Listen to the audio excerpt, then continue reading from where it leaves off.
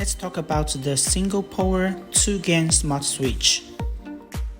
It has 2 on-off switch buttons, and this is the Zigbee version, which doesn't need any neutral wire. Just knife wire, node 1, node 2, ground wire. Then you see there is no neutral wires. So wiring is very straightforward and very easy for installation.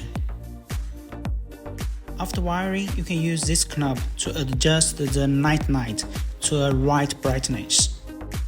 We provided a washer between the switch and the wall, which helps to install our non-screw faceplate. This is the non-screw faceplate.